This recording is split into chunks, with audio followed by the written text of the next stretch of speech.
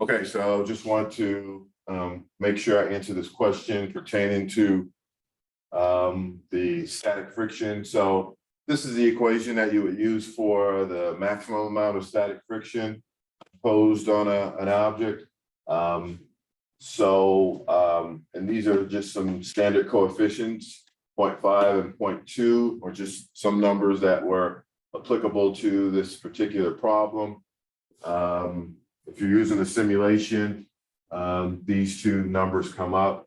And so basically what you want to try to understand is, when does this object just begin to move? So on the simulation, you should be able to apply a force. Just grab that, grab your cursor, put it on the object and start trying to slowly move it to the right.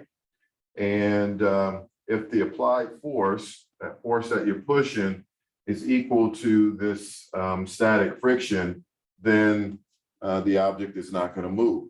But once this applied force becomes just slightly above, you should start to see movement. And that's the tipping point. That's what you need to pay attention to. All right. And that's where the force of static friction is maxed out. That's the most force that the surface in contact with the object can impose on this object to keep it from moving. Force of static friction, max.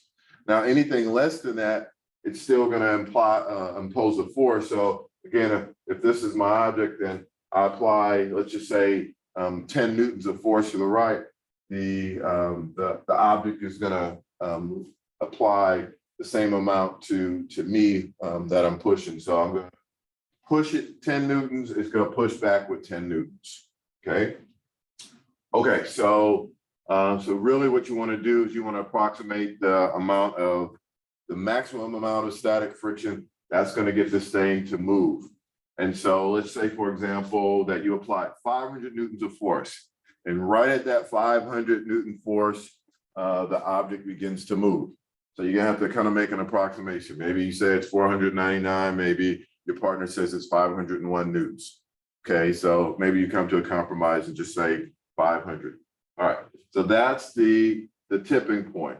So that's the most force that the object pushes back on you, is at 500 newtons, which means that we write our formula here that I started off with for static friction. And static friction is a coefficient, mu sub s, times the normal force. I don't use N for the normal force because that gets confusing with N for newtons.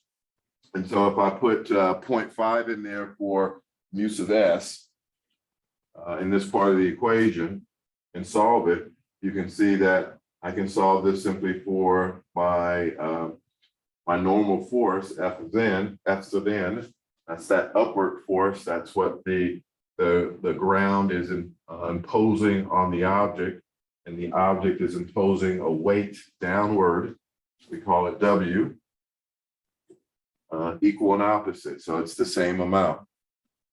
This object does not accelerate in any kind of way. The object is just simply, if I were to slide it, were to stay on that horizontal surface.